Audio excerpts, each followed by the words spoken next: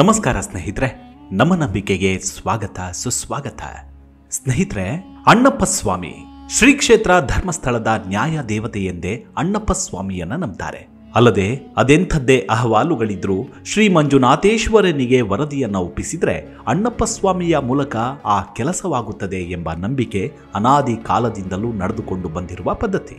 ಈ ಅಣ್ಣಪ್ಪ ಸ್ವಾಮಿಯ ಬಗ್ಗೆ ಕೆಲವೊಂದು ಕಥಾನಕಗಳು ನಾನಾ ಭಾಗಗಳಲ್ಲೂ ನಾನಾ ರೀತಿಯಾಗಿ ಪ್ರಚಲಿತದಲ್ಲಿದೆ. ಅಲ್ಲದೆ ಅಣ್ಣಪ್ಪ ಸ್ವಾಮಿಯನ್ನ ಅಣ್ಣಪ್ಪ ಪಂಜುರ್ಲಿ ಅಂತಲೂ ಕರೆಯಲಾಗುತ್ತೆ. ಶ್ರೀ ಕ್ಷೇತ್ರ ಧರ್ಮಸ್ಥಳದ ಮುಖ್ಯ ದೈವ ಅಣ್ಣಪ್ಪ ಸ್ವಾಮಿ. ಅಣ್ಣಪ್ಪ ಸ್ವಾಮಿಯ ಗುಡಿಯು ಅಣ್ಣಪ್ಪ ಬೆಟ್ಟದಲ್ಲಿದ್ದು ಧರ್ಮ ದೇವತೆಗಳ 4 ದೇವಾಲಯಗಳಿಂದ ಸುತ್ತುವರೆದಿದೆ.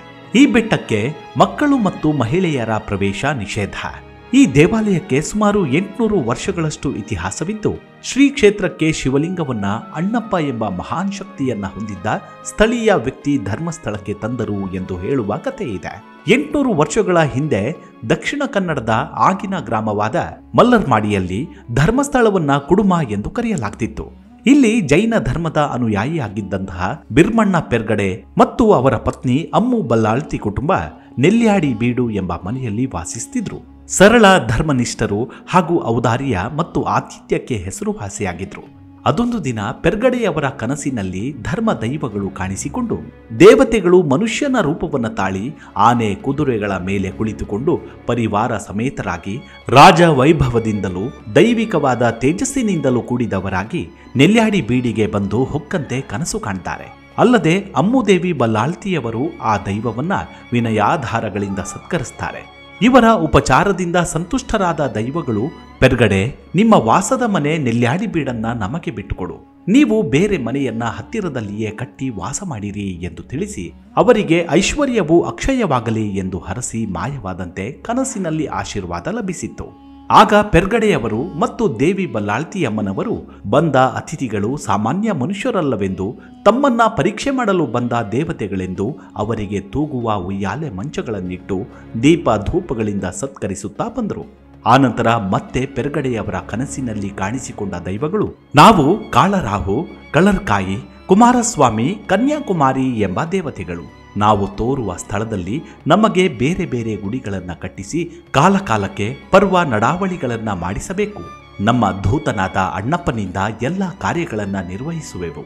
ನಿಮ್ಮ ಬೆಂಬಲವಾಗಿ ನಿಂತು ಸರ್ವ ಕಾರ್ಯಗಳಲ್ಲೂ ಜಯ ತಂದುಕೊಡುವೆವು. ಇದಕ್ಕೆ ವಿರೋಧವಾಗಿ ನಡೆದರೆ ನಿಮಗೆ ಕೆಡುಕುಂಟು ಮಾಡುವೆವು ಎಂದು ಎಚ್ಚರಿಕೆಯನ್ನು ನೀಡಿ ಮಾಯವಾಗ್ತಾರೆ. ಹಾಗಾಗಿ ನ್ಯಾಯ ದೇವತೆಗಳಾದ ಕಾಳರಾಹು, ಕಾಳರ್ಕಾಯಿ, ಕುಮಾರಸ್ವಾಮಿ ಮತ್ತು ಕನ್ಯಾಕುಮಾರಿಯನ್ನ ಸ್ಥಾಪಿಸಲಾಗುತ್ತೆ. ಇದಾದ ಬಳಿಕ ಕುಡುಮ 4 ಧರ್ಮ ದೈವಗಳ ವಾಸಸ್ಥಾನವಾಯಿತು. ಹಾಗೆ ಈ ವೇಳೆ ಅರ್ಚಕರು ದೈವಗಳ ಪಕ್ಕದಲ್ಲಿ ಶಿವಲಿಂಗವನ್ನ ಸ್ಥಾಪಿಸುವಂತೆ ಸೂಚಿಸುತ್ತಾರೆ. ಅದರಂತೆ ಮಂಗಳೂರಿನ ಕದ್ರಿ ಮಂಜುನಾಥೇಶ್ವರ ದೇಗುಲದಿಂದ ಲಿಂಗ ತರುವಂತೆ ಅಣ್ಣಪ್ಪ ಸ್ವಾಮಿಯನ್ನೇ ಕಳುಹಿಸಲಾಯಿತಂತೆ. ಅಣ್ಣಪ್ಪ ಸ್ವಾಮಿಯೇ ತಂದ ಲಿಂಗವನ್ನ ಧರ್ಮಸ್ಥಳದಲ್ಲಿ ಇಟ್ಟು ದೇಗುಲ ನಿರ್ಮಾಣ ಮಾಡಲಾಯಿತು ಎಂಬ ಐತಿಹ್ಯವೂ ಇದೆ. ಅಂದಿನಿಂದ ಅಣ್ಣಪ್ಪ ಸ್ವಾಮಿಯ ಶಕ್ತಿ ಹಾಗೂ ಮಹಿಮೆಯನ್ನ ಬಲ್ಲವರು ಬಲ್ಲರು, ಆ ದೈವದ ಮಹತ್ವವನ್ನ. ಅಷ್ಟಕ್ಕೂ ಈ ಅಣ್ಣಪ್ಪ ಸ್ವಾಮಿಯ ಉಗಮ ಹೇಗಾಯಿತು? ಅಣ್ಣಪ್ಪ ಸ್ವಾಮಿ ಅಂದ್ರೆ ಯಾರು?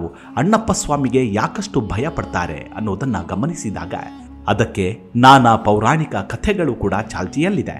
ಅಂತಹ ಕೆಲ ಕಥೆಗಳ ಪೈಕಿ ಒಂದು ಅಂದ್ರೆ ಧರ್ಮದೊಡೆಯ ಮಂಜುನಾಥನ ಆಪ್ತ ಸೇವಕನೇ ಅಣ್ಣಪ್ಪ ಪಂಜುರ್ಲಿ. ಪಂಜುರ್ಲಿ ದೈವವೆಂದರೆ ತಿಳಿಯದವರು ಯಾರು ತಾನೇ ಇದ್ದಾರೆ. ಬಹಳ ಕಾರಣಿಕ ಶಕ್ತಿಗಳಲ್ಲಿ ಒಂದು. ಮಂಜುನಾಥ ಸ್ವಾಮಿ ಮತ್ತು ಪರಮೇಶ್ವರಿಯ ಪ್ರೀತಿಯ ಮಗನಾಗಿ ತುಳುನಾಡ ಕಾರಣಿಕ ಶಕ್ತಿಯಾಗಿ ನಿಂದವನೇ ಶ್ರೀ ಸ್ವಾಮಿ ಅಣ್ಣಪ್ಪ ಪಂಜುರ್ಲಿ. ಈ ಕಾರಣಿಕ ಶಕ್ತಿಯಾದ ಪಂಜುರ್ಲಿ ದೈವದ ಬಗೆಗಿನ ಪುರಾಣವನ್ನೋ ಕಥೆಯನ್ನೋ ಅಥವಾ ಶ್ರೀ ಸ್ವಾಮಿಯ ಮೂಲವನ್ನೋ ತಿಳಿಯುವ ಹಂಬಲವಂತೂ ಎಲ್ಲರಿಗೂ ಇದ್ದೇ ಇರುತ್ತೆ. ಆ ದೈವದ ಮೂಲವನ್ನ ಕೆದಕಿದಾಗ ಅದು ದೈವಗಳೊಡೆಯನಾದ ಪರಶಿವನಿಂದ ವರಪ್ರಸಾದವನ್ನು ಪಡೆದು ತುಳುನಾಡ ಪುಣ್ಯ ಭೂಮಿಯಲ್ಲಿ ನೆಲೆಯಾದ ಮಹಾನ್ ದೈವವೇ ಶ್ರೀ ಪಂಜುರ್ಲಿ ದೈವ ಎಂಬ ಕಥೆ ಇದೆ. ಆ ಕಥೆಯನ್ವಯ ಒಮ್ಮೆ ಅಣ್ಣ ತಂಗಿಯಂತೆ ಬಾಳುತ್ತಿದ್ದ 2 ಹಂದಿಗಳು ಘಟ್ಟವನ್ನ ಇಳಿದು ತುಳುನಾಡಿನ ಕುಕ್ಕೆ ಸುಬ್ರಹ್ಮಣ್ಯ ಸ್ವಾಮಿಯ ಸೇವೆ ಮಾಡಲು ಬಂದುವು. ಆಗ ಆ 2 ಹಂದಿಗಳ ಸೇವೆ ಮತ್ತು ಭಕ್ತಿಗೆ ಮೆಚ್ಚಿ ನೀವು ಇನ್ನು ಮುಂದೆ ಗಂಡ ಹೆಂಡಿರಾಗಿ ಬಾಳಿ ಎಂದು ವರವನ್ನ ನೀಡ್ತಾರೆ. ಆ ವರವನ್ನ ಪಡೆದು ಗಂಡ ಹೆಂಡಿರಾಗಿ ಬಾಳಿ ಮುಂದೆ ಹೆಣ್ಣು ಹಂದಿ ಗರ್ಭಿಣಿಯಾಗಿ 4 ಮರಿಗಳಿಗೆ ಜನ್ಮವನ್ನ ನೀಡುತ್ತೆ. ಹೀಗೆ ಆ 4 ಹಂದಿ ಮರಿಗಳು ಬೆಳೆದು ದೊಡ್ಡದಾದ ಹಾಗೆ ಶಿವನ ದೇವರ ತೋಟಕ್ಕೆ ಹೋಗುತ್ತೆ. ಅದರಲ್ಲಿ ಒಂದು ಹಂದಿ ಮರಿಯನ್ನ ಕಂಡು ಪಾರ್ವತಿ ನನಗೆ ಆ ಹಂದಿ ಮರಿಯನ್ನ ತಂದುಕೊಡಿ ಎಂದು ಪರಮೇಶ್ವರನಲ್ಲಿ ಹೇಳ್ತಾಳೆ. ಅದಕ್ಕೆ ಪರಮೇಶ್ವರನು ಒಪ್ಪಿ ಆ ಹಂದಿ ಮರಿಯನ್ನ ತಂದುಕೊಡ್ತಾನೆ. ತಾನು ಆ ಹಂದಿ ಮರಿಯನ್ನ ಮಗುವಿನಂತೆ ಸಾಕಿ ಸಲಹುತ್ತಾಳೆ ಪಾರ್ವತಿ. ಹೀಗೆ ದಿನಗಳೆದಂತೆ ಆ ಹಂದಿ ಮರಿಯು ಬೆಳೆದು ತುಂಟಾಟವಾಡುತ್ತಾ ಕಾಲ ಕಳೆಯುತ್ತಿರುತ್ತೆ. ಅದರ ತುಂಟಾಟವನ್ನ ಕಂಡ ಪಾರ್ವತಿಗೆ ಆ ಮುದ್ದು ಹಂದಿಯು ಬಹುವಾಗಿ ಆಕರ್ಷಿಸುತ್ತೆ. ಒಮ್ಮೆ ಈ ಹಂದಿಯು ಪರಮೇಶ್ವರನ ಹೂದೋಟವನ್ನ ಕೆದಕಿ ಹಾಳು ಮಾಡುತ್ತೆ. ಇದನ್ನ ಕಂಡು ಕ್ರೋಧಿತನಾದ ಪರಶಿವನು ಆ ಹಂದಿಯ ರುಂಡವನ್ನ ಮುಂಡದಿಂದ ಬೇರ್ಪಡಿಸಿದ. ಈ ವಿಚಾರವನ್ನ ತಿಳಿದ ಪಾರ್ವತಿಯು ದುಃಖತಪ್ತಳಾಗಿ ಪರಮೇಶ್ವರನಲ್ಲಿ ಕ್ರೋಧಿತಳಾಗ್ತಾಳೆ. ನಂತರ ಪರಶಿವನು ಹಂದಿಯ ಮೇಲೆ ಪಾರ್ವತಿಗಿದ್ದ ಅತಿ ಪ್ರೀತಿಯನ್ನ ಕಂಡು ಸತ್ತು ಬಿದ್ದಿದ್ದ ಹಂದಿಗೆ ಮರುಜೀವವನ್ನು ನೀಡ್ತಾನೆ ಎಂಬ ಕಥೆ ಇದೆ. ಹಿರಿಯರ ಪ್ರಕಾರ ತಲೆಯನ್ನ ಕಡಿದ ಜಾಗದಲ್ಲಿ ಸಿಯಾಳವನ್ನ ರುಂಡದ ಮೇಲಿರಿಸಿ ಪ್ರಾಣವನ್ನ ಕೊಡುತ್ತಾನೆ ಪರಶಿವ ಎಂಬ ಕಥೆಯೂ ಇದೆ. ಒಟ್ಟಾರೆಯಾಗಿ ಭೂಲೋಕದಲ್ಲಿ ಜನಿಸಿ ಆದಿಶಕ್ತಿಯಾದ ಪರಶಿವೆಯನ್ನ ಆಕರ್ಷಿಸಿ ಪರಶಿವನಿಂದ ಗತಿಸಿ ಪುನಃ ಪಾರ್ವತಿಯ ಪ್ರೀತಿ ಮತ್ತು ಅಕ್ಕರೆಯಿಂದ ಮರುಜೀವ ಪಡೆದ ಹಂದಿಯನ್ನ ಎತ್ತಿ ಮುಂದಾಡ್ತಾಳೆ. ಪುತ್ರನೆಂಬಂತೆ ತನ್ನ ಮಾತೃ ಪ್ರೀತಿಯನ್ನ ಉಣಬಡಿಸ್ತಾಳೆ ಪಾರ್ವತಿ. ಹೀಗೆ ಈ ಎಲ್ಲ ಸನ್ನಿವೇಶದ ನಂತರ ಪರಶಿವನು ಈ ಹಂದಿಗೆ ಅಭಯವನ್ನ ನೀಡಿದನಂತೆ. ನೀನು ಇನ್ನು ಮುಂದೆ ಹಂದಿಯ ರೂಪವಾದ ದೈವವಾಗು, ಭೂಲೋಕದಲ್ಲಿ ನನ್ನ ನೆಚ್ಚಿನ ದೈವವಾಗಿ ಮುಂದೆ ಗಣಮಣಿ ಎಂಬ ಬಿರುದಿನೊಂದಿಗೆ ಪ್ರಸಿದ್ಧಿಯನ್ನ ಹೊಂದು, ಅಂತೆಯೇ ನಿನಗೆ ಪಂಜುರ್ಲಿ ಎಂಬ ಹೆಸರನ್ನ ನೀಡುತ್ತೇನೆ. ಈ ಹೆಸರಿನಿಂದ ನೀನು ಮುಂದೆ ಭೂಲೋಕದಲ್ಲಿ ಪ್ರಸಿದ್ಧಿಯಾಗು ಎಂಬುದಾಗಿ ವರವನ್ನ ನೀಡ್ತಾನೆ. ಹಾಗೆ ಪಾರ್ವತಿಯು ಕೂಡ ಅಭಯವನ್ನ ನೀಡಿ ಆಶೀರ್ವದಿಸ್ತಾಳೆ. ಹಂದಿ ಎಂದರೆ ತುಳುವಿನಲ್ಲಿ ಪಂಜಿ ಎಂದು. ಮುಂದೆ ಶ್ರೀ ಅಣ್ಣಪ್ಪ ಪಂಜುರ್ಲಿಯಾಗಿ ಭೂಲೋಕದಲ್ಲಿ ಅದರಲ್ಲೂ ತುಳುನಾಡಿನ ಕಾರಣಿಕ ದೈವವಾಗಿ ನೆಲೆಯಾಗುತ್ತಾನೆ ಎಂಬ ಜಾನಪದ ಕಥೆಯೂ ಇದೆ. ಈ ಶಕ್ತಿಯೇ ಮುಂದೆ ಭೂಲೋಕದ ಗಣಮಣಿ ಅಣ್ಣಪ್ಪ ಪಂಜುರ್ಲಿಯಾಗಿ ಎಲ್ಲರನ್ನೂ ಪೊರೆಯುತ್ತಿರುವ ದೈವವಾಗಿದ್ದಾನೆ. ಮತ್ತೊಂದು ದಂತಕಥೆಯ ಪ್ರಕಾರ ಶ್ರೀ ಮಹಾವಿಷ್ಣು ವರಾಹ ಅವತಾರವನ್ನ ತಾಳಿದ ವೇಳೆ ಅದರ ಒಂದಂಶ ಶಕ್ತಿಯಿಂದ ಜನಿಸಿದವನೇ ಪಂಜುರ್ಲಿ ಎಂಬುದಾಗಿ ಹೇಳಲಾಗುತ್ತೆ. ಹಾಗೆ ಈ ದೈವವು ಕೈಯಲ್ಲಿ ಬೆಂಕಿಯ ದುಂದಿಯನ್ನ ಹಿಡಿದು ಬಾಯಲ್ಲಿ ಬೆಂಕಿಯ ಉಂಡೆಯನ್ನ ಉಗುಳುವ ಮಹಾನ್ ದೈವವಾಗಿದ್ದಾನೆ. ಪರಮ ಪವಿತ್ರ ಶ್ರೀ ಧರ್ಮಸ್ಥಳ ಕ್ಷೇತ್ರ ನಿರ್ಮಾಣವನ್ನ ಮಾಡಿದ ಮಹಾದೇವನ ಪ್ರೀತಿಯ ಕುವರನಾಗಿದ್ದಾನೆ.